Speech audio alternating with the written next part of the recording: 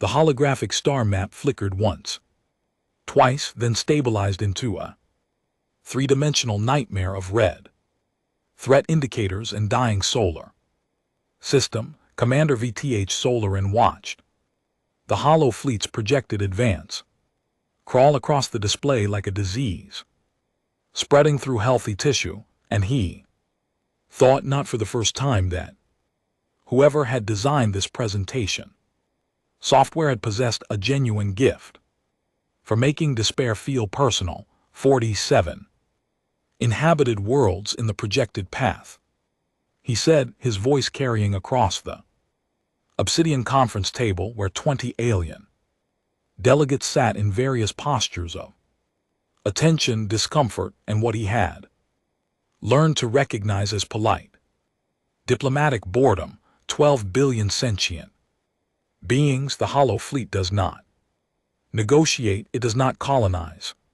It consumes and it moves on. He touched a control surface embedded in his palm, and the display shifted to show fleet compositions, defensive capabilities, resource allocations, numbers that told a story of inadequacy, numbers that explained why he was standing in this chamber aboard the diplomatic cruiser Ascendant, attempting to convince species who had been killing each other for millennia that cooperation was their only path to survival. The coalition proposal before you represents humanity's commitment to unified defense. VTH continued. Shared intelligence networks, coordinated fleet movements, a joint command structure that respects the sovereignty of each member species while enabling Commander Solar in. The voice cut through his presentation like a blade through silk, and the chamber fell into the particular silence that occurs when something terrible is about to happen, and everyone present knows it except the person it will happen to. Ambassador Lysel of the V3 Dominion rose from her seat at the far end of the table, and VTH felt his carefully prepared words dissolve somewhere between his brain and his mouth. He had read her file of course, he had studied holographic recordings of her previous diplomatic engagements. He had thought himself prepared. He had been spectacularly wrong. She moved like gravity was a suggestion she had chosen to mostly accept, her twilight blue skin catching the holographic starlight in ways that seemed to bend the colors toward her rather than reflect them naturally. Her hair fell past her shoulders in waves of platinum blonde that reminded him of captured nebula, and her ears rose to elegant points that swept back along her skull, marking her as clearly non-human, despite her otherwise familiar features. The V3 were old when humanity was still debating whether fire was a good idea, and looking at Ambassador Lysel, VTH could believe every year of that ancient history she was, he realized with the detached clarity that sometimes accompanies disaster, the most beautiful woman he had ever seen. She was also based on the expression settling across her elegant features, about to destroy him. Your proposal, she said, and each word carried the weight of centuries, is an insult. Lieutenant Tamas Reyes, seated 3 chairs behind VTH in the delegation's secondary row, made a sound that might have been a cough and was almost certainly a suppressed curse. Ambassador, VTH began, but Lysel raised one hand, and he found himself silent without quite understanding why. You speak of unified defense as though you invented the concept. Your species has been traveling between stars for 2 centuries. 2 centuries, Commander. The V3 Dominion has maintained defensive alliances across this sector for 11,000 years. We were coordinating fleet movements when your ancestors were still, arguing about which rocks made the best tools. Someone at the table, VTH thought. It might be the Sea delegate whose species communicated partially through bioluminescence, flickered in what was probably amusement. Your proposal, Lysol continued, stepping around the edge of the table with the unhurried grace of someone who knew every eye in the room would follow her regardless of pace. Places humanity at the center of the command structure. You suggest this with the confidence of a species that has never lost a war because you have never fought one that mattered. The Holo fleet destroyed the Vthani hegemony. 600 inhabited worlds gone, and you believe you should lead the defense because you have enthusiasm. VTH's diplomatic training screamed at him to respond, to defend, to redirect. His military instincts demanded he stand his ground, but something else, some quiet voice beneath both impulses, told him to listen, to watch, to see what she was actually doing rather than what she appeared to be doing. The resource allocation you propose favors human manufacturing capabilities, Lysol said, her voice never rising, never needing to. Your intelligence sharing protocols contain 17 different clauses that protect human proprietary technology while demanding full transparency from your proposed allies. Your joint command structure somehow manages to place human officer in every critical decision-making position. She stopped walking. She was standing perhaps 3 m from VTH now, close enough that he could see the faint luminescence that pulsed beneath her skin, a V3 trait he had read about but never witnessed. It reminded him of the ocean creatures, beautiful and dangerous in equal measure. Tell me, Commander, did you write this proposal believing we would not read it, or did you write it believing we would read it and simply accept human superiority as natural? Tamas made another strangled sound.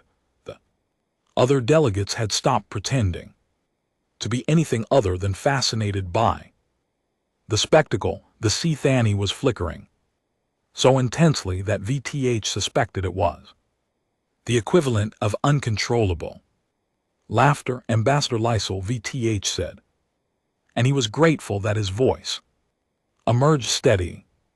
The proposal is a starting point for negotiation. Every element is open for discussion.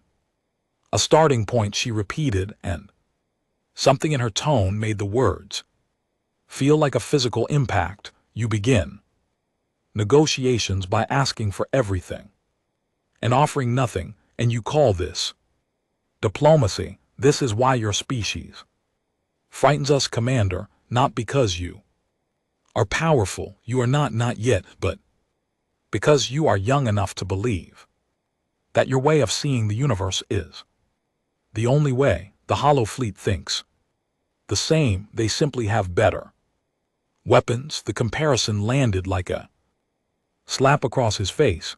VTH felt heat rise in his cheeks and fought it down with every ounce of discipline his training had provided.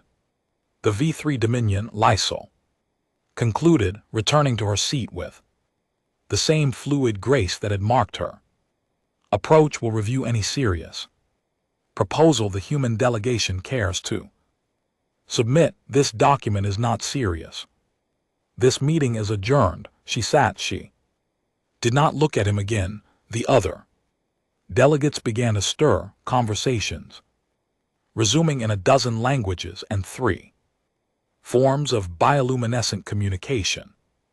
VTH stood frozen at the head of the table, the holographic star map still displaying its cascade of red threat indicators, the weight of 20 species, judgment pressing down on his shoulders like a physical force. Tamas appeared at his elbow, gripping his arm with fingers. That telegraph barely contained fury. I'm going to say something I'll regret.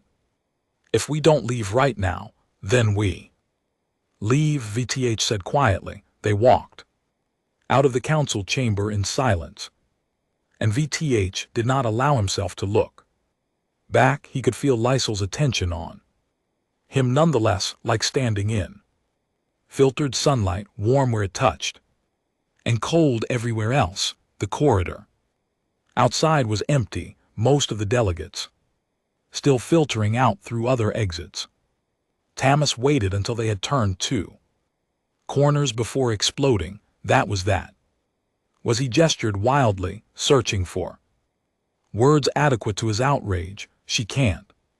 Just the diplomatic protocols alone, she can, VTH said. She did. You're just going to accept that. She compared us to the Hollow Fleet. VTH, the machines that eat planets, she said. We think like them. VTH stopped walking. The viewport beside them showed the dying red dwarf star that the Ascendant orbited, a sun in its final centuries, bleeding heat into the void. It seemed appropriate. Somehow, what would you have me do to Ma challenge her to a duel, storm out in righteous anger? We need the V3. Without them, the Alliance falls apart. And without the Alliance, the Hollow Fleet reaches Earth in 30 years, so we just accept humiliation as the price of survival. VTH thought about the question for longer than Tamas probably expected. He thought about Lysol's words, cutting as they were, and found himself wondering how many of them had been true. He had written that proposal. He had placed humanity at the center because that was where he instinctively believed his species belonged. Maybe that was the problem. For now, he said finally, we accept that we have much to learn, and we figure out how to write a proposal that doesn't make us look like arrogant children. The synthetic whiskey burned exactly the way it was supposed to, which meant the Ascendant's replication systems were finally working correctly. After 3 months of producing alcohol that tasted like someone had filtered engine coolant through old socks, VTH took another sip and stared at the ceiling of his quarters, counting the micro fractures in the composite plating that no one had bothered to repair since the ship's last engagement with Crethani pirates 6 years ago. You're doing that thing again, Tomas said from the chair. He had claimed 2 hours ago and showed no signs of abandoning. What thing? The thing where you pretend you're analyzing a tactical problem when really you're just replaying every moment of your humiliation in high definition. VTH lowered his gaze from the ceiling to glare at his friend. Tomas had removed his uniform jacket and rolled up his sleeves and was currently engaged in the delicate operation of balancing a stylus on the tip of his index finger. The stylus fell. He caught it. He started again. It was VTH had learned over 15 years of friendship how Tamas processed stress. I'm not replaying anything, VTH lied. You've said arrogant children under your breath 4 times in the last hour. I counted. The stylus fell again. Tamas caught it again. VTH took another drink. Her ears were very pointy. Tamas offered after a moment. I know all V3 have the ears, but hers seemed especially pointy, aggressively pointy, like they were specifically designed to judge you. That's not how ears work, but I'm just saying if I had ears that pointy, I'd probably be critical of everyone too. All that extra surface area picking up sounds of human inadequacy. Despite himself, VTH felt something that might have been the distant cousin of a smile tug at his Mouth, you're an idiot. I'm a supportive. Idiot, there's a difference. The stylus. Clattered to the floor, Tamis left it. There, look, she ambushed you. Nobody walks into a council meeting expecting to get diplomatically eviscerated by someone who looks like she stepped out of an ancient myth about dangerous, beautiful things that lure sailors to their doom, but I don't think that's the comparison you want to make. The point stands, you were unprepared for the sheer force of her being unpleasant at you. It happens. Tomorrow you dust yourself off, write a better proposal, and we pretend today never happened. VTH was formulating a response. Something about how pretending wasn't a viable long-term strategy when dealing with species who had been practicing diplomacy since before humans had discovered agriculture. When his personal console chimed, the sound was wrong. He sat up, the whiskey forgotten. Standard Communications produced a soft, double tone, cheerful and unobtrusive. Priority messages from Earth Fleet. Command triggered a sharp triple note that demanded immediate attention. This was neither. This was a single sustained tone, low and resonant, that seemed to vibrate in his chest rather than his ears. What is that? Tomas asked. Suddenly alert, VTH crossed to the console and examined the incoming message. The encryption signature made him blink twice to make sure he was reading correctly. V3 diplomatic cipher. Private channel, no subject line. The message contained only coordinates. Location aboard the Ascendant Deep, the diplomatic wing where the non-human delegations maintained their quarters. And a timestamp, 40 minutes from now.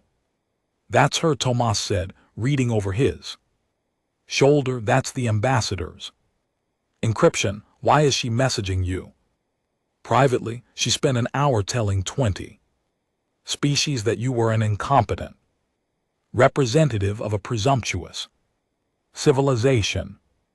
I don't know, it's a trap. It has to be a trap, some kind of elaborate V3 scheme to further humiliate you in a more intimate setting. VTH stared at the coordinates, remembering Liesl's face in the council chamber, the cold precision of her words, the way she hadn't looked at him when she sat down, as if he had ceased to exist the moment she finished speaking, but also the faint luminescence beneath her skin, the way her voice had carried without ever rising, the strange, almost musical quality of her contempt, as if she had practiced it until it achieved a kind of terrible perfection. I'm going, he said. Tamis made a sound of pure exasperation. Of course you are. Why would you exercise basic self-preservation when you could walk directly into whatever nightmare scenario the pointy-eared woman of your recent humiliation has planned? If she wanted to cause more damage, she could do it publicly. Whatever this is, she wants it private. That means something. It means she's going to murder you and hide the body in the recycling systems. Then at least I'll be useful to the ship's ecosystem. VTH pulled on his uniform jacket, checking his reflection briefly in the darkened viewport. He looked tired. He felt tired, but curiosity had always been his weakness. And Ambassador Liesl had become a puzzle he couldn't stop turning over in his mind. The walk to the diplomatic wing took 20 minutes through corridors that grew progressively more alien as he traveled. The Ascendant had been designed to accommodate multiple species, which meant certain sections were kept at different temperatures, different atmospheric pressures, different gravity levels. The V3 preferred their environment cool and slightly humid, and VTH felt goosebumps rise on his arms as he entered their designated area, the door to Liesl's quarters was unmarked, distinguished only by the faint shimmer of a privacy field that would vaporize anyone who tried to enter without authorization. VTH stood before it, suddenly uncertain, and raised his hand to signal his presence. The field dissolved before he could touch it. He stepped through into darkness, no, not darkness, dim luminescence, soft and shifting, emanating from what appeared to be flowers, dozens of them clustered in arrangements that followed no pattern. He recognized their petals pulsing with gentle violet light that made the shadows dance. The air smelled of something he couldn't name, sweet and ancient and faintly electric, like standing near a lightning strike moments after the thunder fades. Ambassador Lysel stood at the far end of the chamber, silhouetted against a massive viewport that displayed the dying red dwarf star in all its terminal glory. She did not turn at his entrance. She did not acknowledge his presence at all. VTH waited. The flowers pulsed. The star bled light into the void. Close the door, she said finally, and her voice was nothing like it had been in the council chamber, quiet, almost soft, tired in a way that made her sound for the first time almost human. Bait touched the control panel. The door sealed behind him. The privacy field reactivated with a soft hum. You came, Lysel said, still facing the viewport. Her reflection was ghostly against the glass, her features rendered in shades of red by the dying star's light. I was not certain you would. You didn't give me much choice. Cryptic messages in the middle of the night tend to demand attention. I gave you every choice. Commander, you could have ignored the summons.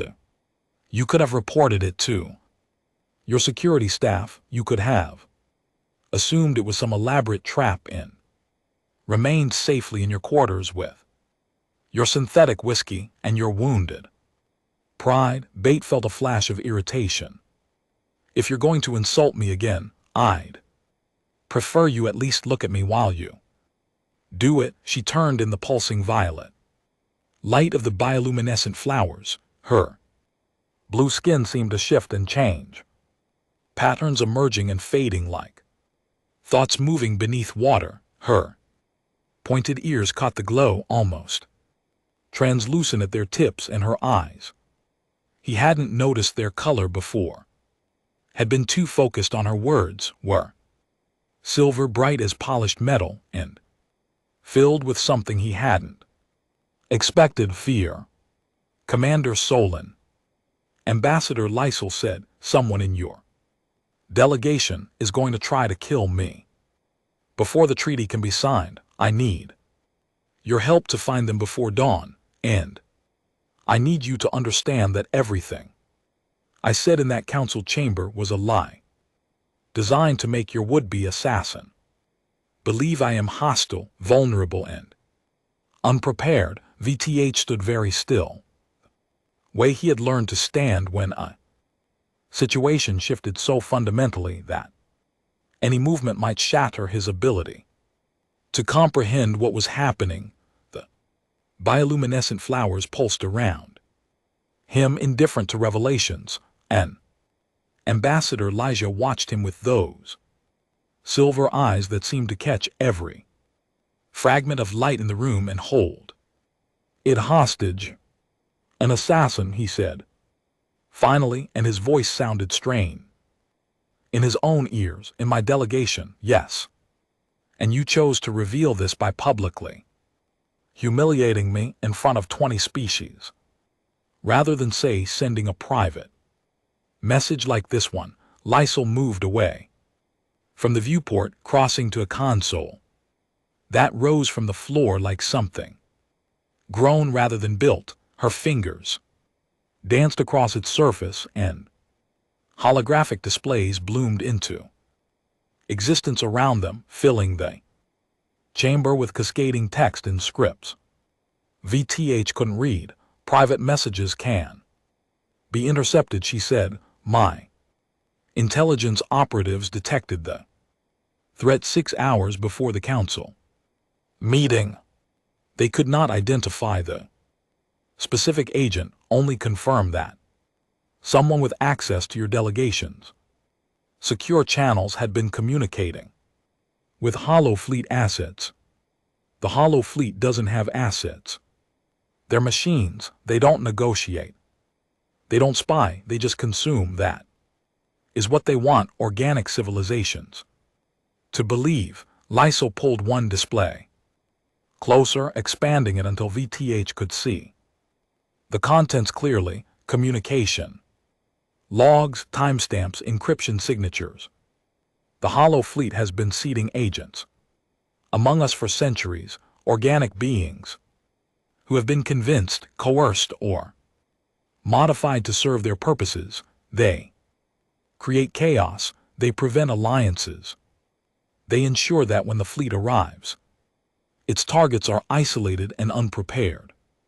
VTH stepped closer to the display, his mind racing through implications. If you knew there was an assassin, why not simply cancel the council meeting?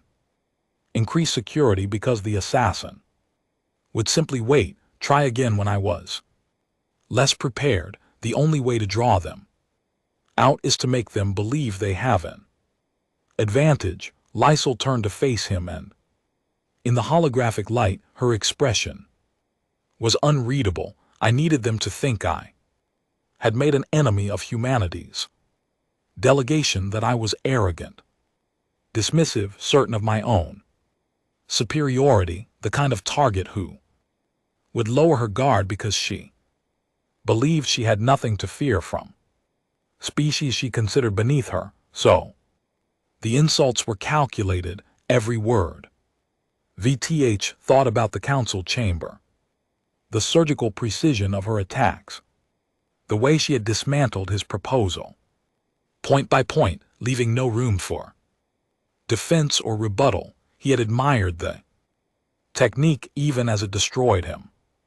You're very good at being unpleasant, he said. I'm not sure if that's a compliment. Something flickered across Lysol's face, surprise perhaps, or the ghost of amusement. My instructors at the V3 Diplomatic Academy would be gratified to hear it. They spent considerable effort teaching me to weaponize courtesy. Is that what that was? Weaponized courtesy, that was weaponized discourtesy. The principle is the same, only inverted. A console across the room chimed softly, and Lysol crossed to examine it.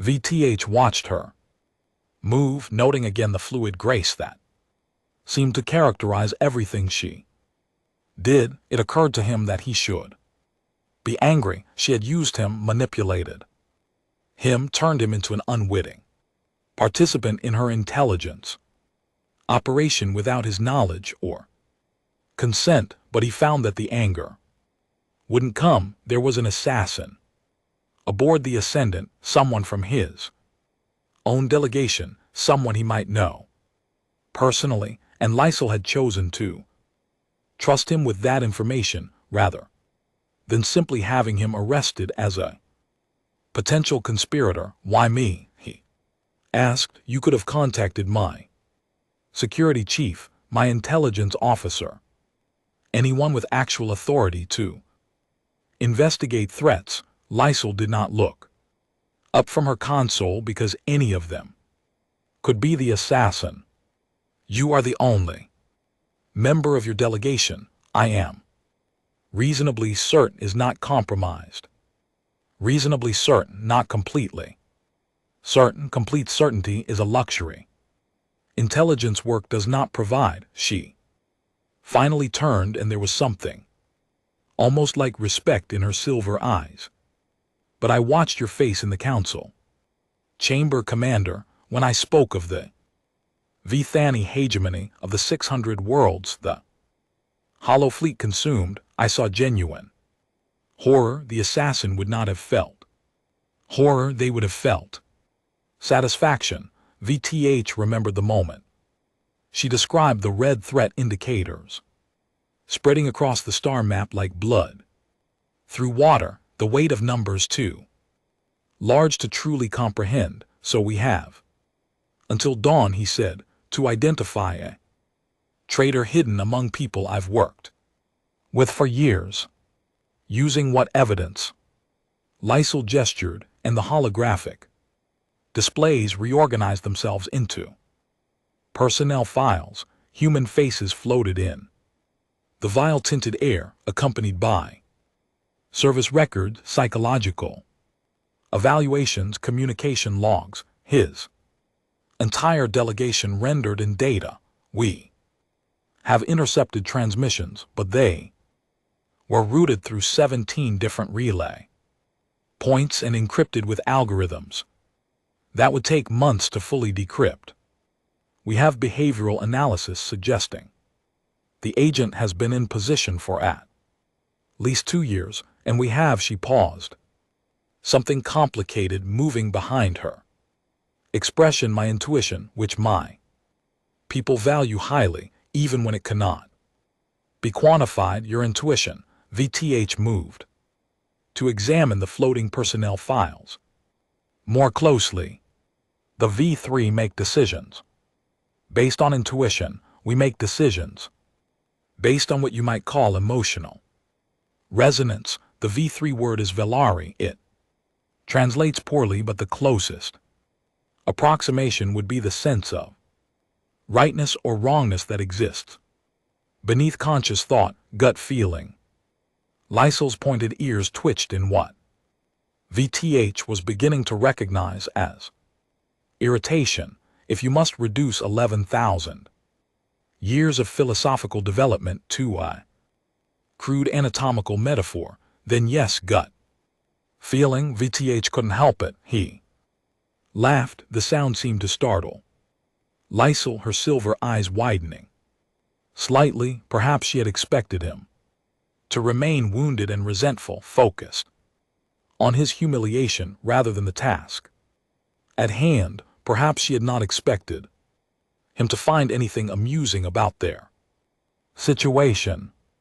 I apologize, he said, not entirely meaning it. It's just that I've spent the last several hours convinced that your people were impossibly ancient and sophisticated, and now I discover that your diplomatic decisions are based on the same gut feelings my grandmother uses to predict weather. That your grandmother sounds like a wise woman. She was also wrong about the weather roughly 40% of the time.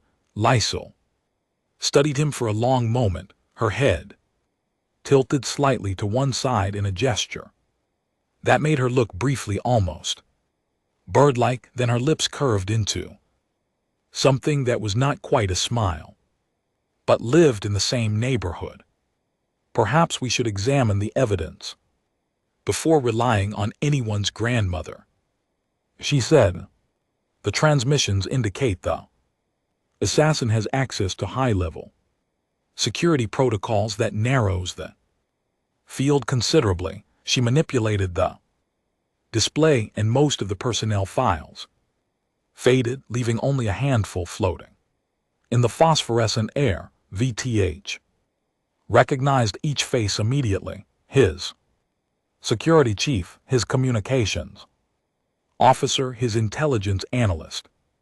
Tomas, his stomach contracted involuntarily, not to Ma anyone but to Ma. Your Lieutenant Reyes has the necessary access, Lysol said, her voice carefully neutral. His psychological profile indicates strong emotional bonds with you personally, which could be either evidence of loyalty or a carefully constructed cover. Tamas has been my friend for 15 years. He's not a Hollow Fleet agent.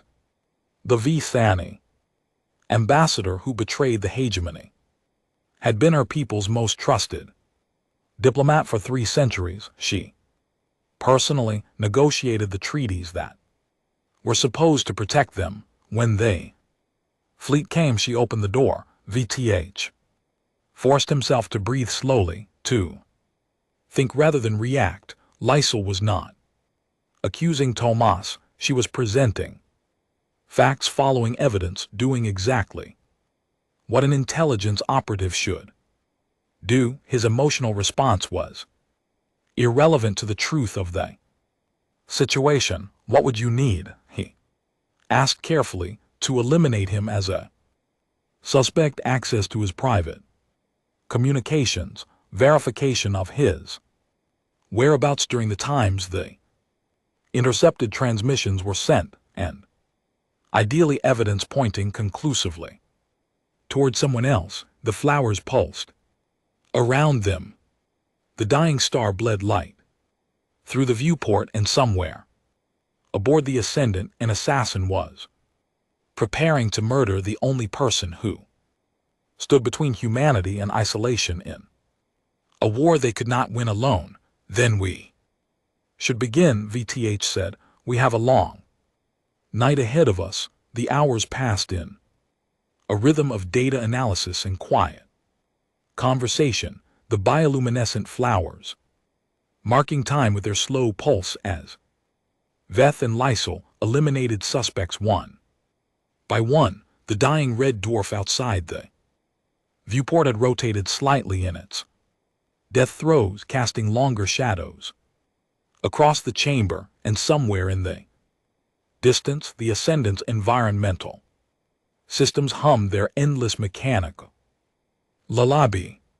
Tamas had been cleared first, his communication logs revealing nothing more sinister than an embarrassing number of messages to a Sea-Thani cultural Adesh whose bioluminescent flirtation patterns he had apparently been trying to decode for weeks. VTH had felt relief wash through him like warm water, followed immediately by the uncomfortable realization that he would need to have a conversation with his friend about interspecies romantic protocols. Your Lieutenant Reyes appears to be attempting courtship with a species that communicates romantic interest through synchronized light patterns. Lysol observed something that might have been amusement flickering in her silver eyes. He has been responding to her signals with what she probably interprets as either profound confusion or an elaborate insult to her family lineage. That sounds exactly like Tomas, the Sea-Thani word for the pattern he's been accidentally producing. Translates roughly to your mother's bioluminescence. Reminds me of diseased algae. VTH buried his face in his hands. I'm going to have to tell him, aren't I, unless you wish the Sea-Thani delegation to challenge him to ritual combat. Yes, they had moved on, eliminating the security chief through verified location data, the communications officer through complete absence of the technical knowledge necessary to route transmissions through 17 relay points. The field narrowed, the night deepened, and gradually, inevitably, the evidence began pointing towards someone VTH barely knew. Crewman Yuki Tanaka, Jr., analyst assigned to the delegation 6 months ago through a routine transfer request, quiet, competent, utterly unremarkable in every way that should have made her remarkable. Her background check shows inconsistencies, Lysol said, pulling up the relevant files. A brother who died in childhood, except the death certificate was issued by a hospital that burned down 3 years before the date listed. Academy records that place her in 2 different locations on the same day. Small errors easily overlooked individually, but together they form a pattern of careful construction. Someone built Yuki Tanaka from spare parts and hoped no one would look too closely. VTH studied the face floating in the holographic display, young, earnest. Forgettable, he had spoken to her. Perhaps 3 times in 6 months, brief exchanges about data analysis and filing protocols. She had seemed nervous around him, which he had attributed to the natural anxiety of a junior officer. The presence of command staff. Now he wondered if she had been nervous for entirely different reasons. We need proof, he said. Suspicion isn't enough to act on. No, but suspicion is enough to set a trap. Lysol outlined her plan with the precision of someone who had been thinking about it for hours while pretending to focus on other things. She would make herself vulnerable, visible, apparently unguarded. VTH would position security assets in concealment, ready to intervene the moment the assassin revealed themselves. It was simple, elegant, and placed Lysol directly the path of someone who wanted her dead. You're using yourself as bait, VTH said flatly. I am the only bait the assassin will find credible. There has to be another way. We could confront Tanaka directly, force a confession, use the evidence we've gathered. The evidence we've gathered is circumstantial. A good lawyer could explain away every inconsistency. And if we confront her and fail to prove her guilt, she will simply wait, disappear into another identity, try again when I am less prepared. Lysol's silver eyes met his, and there was something fierce beneath their calm surface. I have been hunted before, Commander.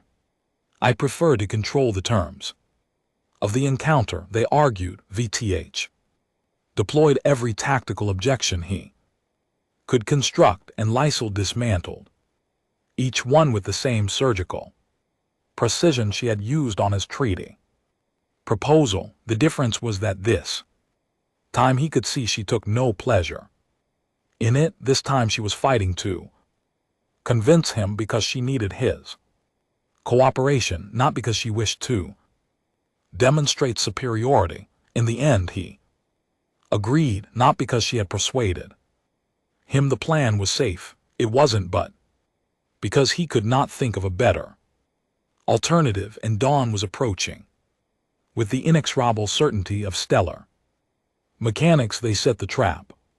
Lysol positioned herself in the observation lounge adjacent to the council chamber, apparently alone, apparently reviewing documents in preparation for the treaty signing. VTH concealed himself and 3 security officers in the maintenance corridor that ran behind the lounges. Decorative panels close enough to intervene within seconds. The wait was the worst part. Time stretched like taffy in a gravity well, each minute lasting approximately forever. Through gap in the paneling, VTH watched Lysol's back, the gentle curve of her pointed ears, the way her platinum hair caught the light from the viewport. She looked peaceful. She looked like someone who had no idea death was stalking toward her. She was, he realized, an extraordinary actress. The door to the observation lounge opened. Yuki Tanaka entered with the quiet efficiency that had characterized everything VTH had ever seen her do. She carried a data tablet, nothing unusual for an analyst, but her eyes swept the room in a pattern that spoke of tactical assessment rather than casual observation. Ambassador Lysol, she said, and her voice was different now, harder, older. I apologize for the interruption. Commander Solarin asked me to deliver these updated projections. Lysol did not turn, leave them on the table. Tanaka moved closer. Her hand shifted on the tablet, and VTH saw something glint beneath her fingers, A weapon disguised as a stylus, probably something that could pass through standard security. Screening, he burst through the panel. The next few seconds collapsed into chaos and muscle memory. Tanaka spun toward him with speed that no human should possess, her weapon coming up in a blur of motion. Bait caught her arm, twisted, felt something in her wrist give way with a sound that was entirely wrong, mechanical rather than organic. She didn't scream, she didn't react to pain at all. The security officers swarmed from their positions. Tanaka fought with the desperate efficiency of someone who knew they were caught but refused to surrender. It took all four of them to bring her down, and even then she continued struggling until VTH found the neural disruptor at his belt and pressed it against her temple. She went limp. In the sudden silence that followed, VTH became aware of several things simultaneously. His heart was pounding hard enough to hurt. His uniform jacket had torn along one seam, and Lysol was standing exactly where she had been throughout the encounter, watching with an expression he couldn't interpret. Her wrist, Lysol said quietly. You felt it. It wasn't human. The bones, the joints. Something was wrong. Hall Fleet conversion. They take organic beings and replace pieces of them with machinery. Sometimes the subjects are willing. Sometimes they are not. Lysol crossed to where Tanaka lay unconscious, studying her with silver eyes that held something like pity. She may not even remember who she was before they changed her. VTH looked down at the woman he had thought was a junior analyst somewhere beneath the modifications and the programming. Was there still a person? Someone who had been taken, transformed, turned into a weapon against her will. He supposed it didn't matter. She had tried to murder an ambassador. She had nearly succeeded. We should get her to the brig, he said, and sweep the ship for any other compromised personnel. Yes. Lysol hesitated, then reached out and touched his arm briefly. Her fingers were cool against his skin, and the contact lasted only a moment before she withdrew. Thank you, Commander. You could have chosen not to believe me. Tonight many would not have. You were right about the proposal, VTH said. It was arrogant, presumptuous, all the things you said. I was also cruel. That was not necessary. That was. She paused, searching for words. Me being too good at my job. The security officers lifted Tanaka's unconscious form and carried her toward the door. Dawn was coming. The ship's lighting systems beginning their slow transition from night cycle. Today, in a few hours, the council would reconvene. The treaty would be signed. The alliance against the Hollow Fleet would become reality. But first, VTH realized he needed to deal with the aftermath of a night he suspected would stay with him for a very long time. Lysol returned to her quarters to prepare for the ceremony. VTH walked back through corridors that felt different now, charged with the residue of danger survived. He found himself thinking about her fingers on his arm, cool and brief, about the fear he had seen in her eyes when she first revealed the assassination plot, about the way she had stood motionless while death approached, trusting him to save her. He thought about trust in wounds and words. That meant both things at once. When he reached her quarters an hour later to escort her to the council chamber, he found her asleep at her console, head pillowed on her arms, the holographic display still showing the communication intercepts they had analyzed together. The bioluminescent flowers pulsed their gentle rhythm around her, and in their Light she looked young, exhausted, and impossibly far from the cold ambassador, who had dismantled him in public. VTA stood in the doorway for a long moment, watching her breathe. Then he removed his uniform jacket, the one with the torn seam, and draped it carefully across her shoulders. She stirred slightly, murmuring something in her own language, but did not wake. He left a message on her console. The ceremony could wait another hour, and walked out into the corridor, closing the door softly behind him. The treaty signing ceremony unfolded with the precise choreography of events that would be recorded in history databases across 12 star systems. Ambassador Lysel stood at the center of the council chamber, resplendent in formal V3 diplomatic robes that shimmered with threads of captured starlight. Her platinum hair arranged in an elaborate style that made her pointed ears seem like architectural features rather than biological ones. She spoke words of unity and shared purpose, and the holographic recorders captured every syllable for posterity. VTH watched from his position at the head of the human delegation, wearing a fresh uniform jacket that did not have a torn seam, and felt the strange disconnection that comes from knowing the private story behind a public moment. 20 alien delegates applauded. The Sithani flickered with patterns of celebration. The treaty was signed in 17 different scripts, each delegation affirming their commitment to the alliance that would stand against the Hollow Fleet. He and Lysel did not speak privately. There was no opportunity and perhaps no need.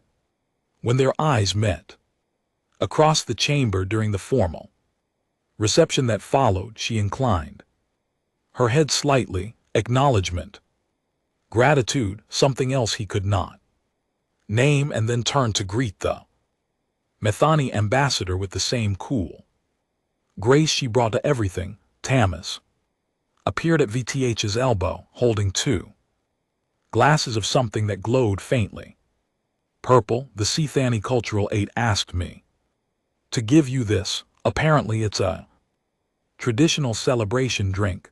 Also, apparently I've been accidentally insulting her family for 3 weeks, so I heard you could have told me. I was busy preventing an assassination. Your romantic humiliation had to wait.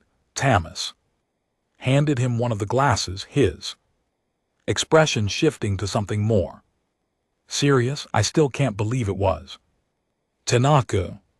I reviewed her transfer paperwork myself. Everything looked perfect. That was the point.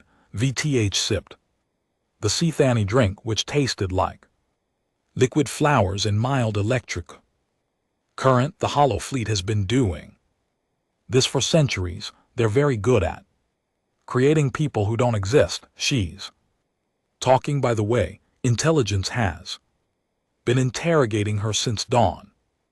Apparently, the conversion process leaves gaps. She remembers being someone else before, but not who. Just fragments, emotions without context. Tamas shook his head. Almost makes you feel sorry for her, almost, but bait. Remembered the way she had moved in the observation lounge, the inhuman speed, the absolute absence of hesitation. Whatever Yuki Tanaka had been before the Hollow Fleet found her, that person was gone. What remained was a weapon-wearing human skin. The reception continued for hours, as diplomatic receptions always did. VTH performed his duties with mechanical precision, making conversation with delegates whose names he would not remember tomorrow, accepting congratulations for a treaty he had nearly destroyed through arrogance. When the V3 delegation finally departed, Lysel leading them, a procession of twilight blue skin and Pointed ears and ancient dignity. He watched them go and felt something in his chest that he chose not to examine too closely. She did not look back. Weeks that followed brought the controlled chaos of alliance implementation. Fleet deployments were coordinated. Intelligence networks were integrated. A joint command structure emerged that looked nothing like the human C-centric proposal VTH had originally submitted, because he had rewritten it completely, incorporating Lysol's criticisms until the document reflected genuine partnership rather than disguised dominance. Military analysts projected that the war against the Hollow Fleet would turn within a decade. For the first time in centuries, organic civilizations had unified against the machine threat. It was by any objective measure a triumph. VTH found himself thinking about it during the night cycles when the Ascendant was quiet and the corridors empty. He would walk to the observation deck and stand before the viewports, watching the stars wheel past in their ancient patterns, and he would remember a chamber filled with bioluminescent flowers and a woman who had trusted him with her life. Tamis noticed, because Tamis always noticed.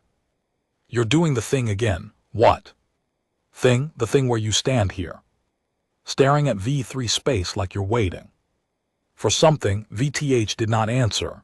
The stars continued their indifferent rotation. You could message her, Tomas said, his voice uncharacteristically gentle. The diplomatic channels are open now. You could just say hello and say what? Thank you for publicly humiliating me as part of an elaborate intelligence operation. I enjoyed our night of assassination prevention. We should do it again sometime. Something like that. Yes, the treaty is signed. The alliance is functioning. There's no reason for further personal contact. Tomas was quiet for a long moment. Then, you know what the V3 word for trust translates to? VTH turned to look at his friend. She told you. She told the whole council, actually, during the reception. When someone asked about V3 diplomatic philosophy, she said trust and wound share the same root in her language, because her people believe you can only truly trust someone who has the power to hurt you. Tamis paused. She was looking at you when she said it. The observation deck felt suddenly smaller, the viewport suddenly larger. VTH turned back to the stars and tried to find words for what he was feeling. He failed. The V3 ship, Eternal Vigilance, is scheduled to pass through this sector in 3 days. Tamis continued. Ambassador Lysol is aboard.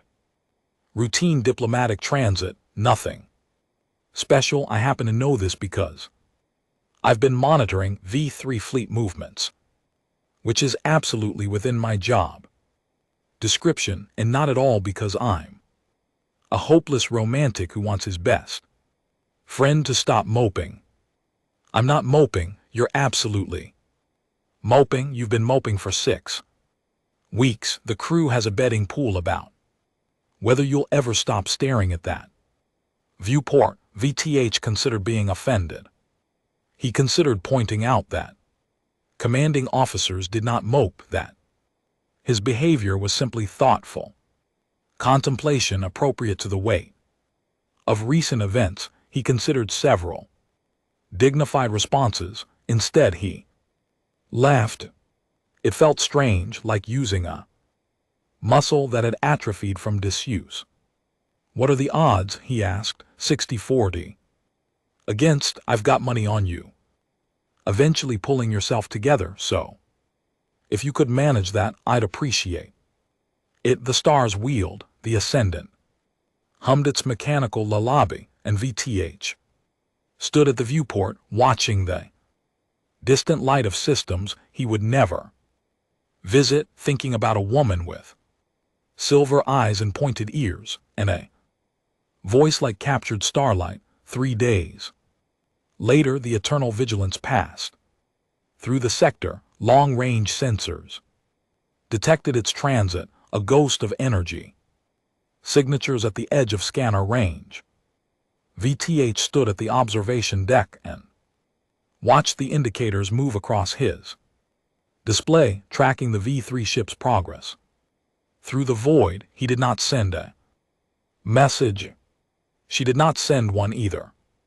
But when he returned to his quarters that night, he found a small package waiting on his desk. No sender identification, no accompanying note.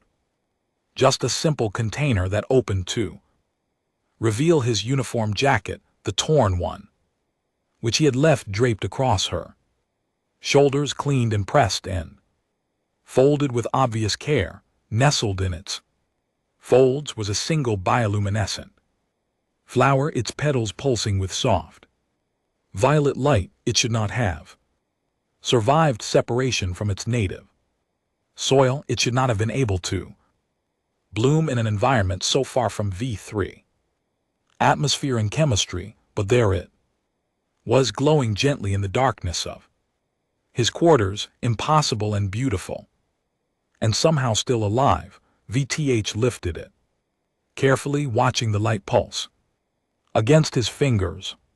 He thought about trust in wounds and words that meant both things. He thought about a night spent hunting assassins and a morning spent watching her sleep. He thought about all the things they had not said, because there had been no time, no opportunity, no framework for conversations that did not fit into diplomatic protocols. He placed the flower in a small preservation case he had to fabricate specially, calibrating the environmental controls through 6 hours of trial and error until he found settings that seemed to keep it healthy.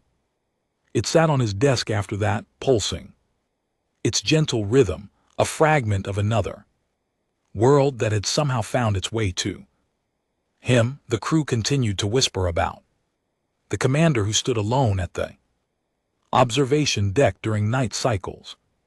Tamas continued to make jokes about pointy ears and emotional unavailability.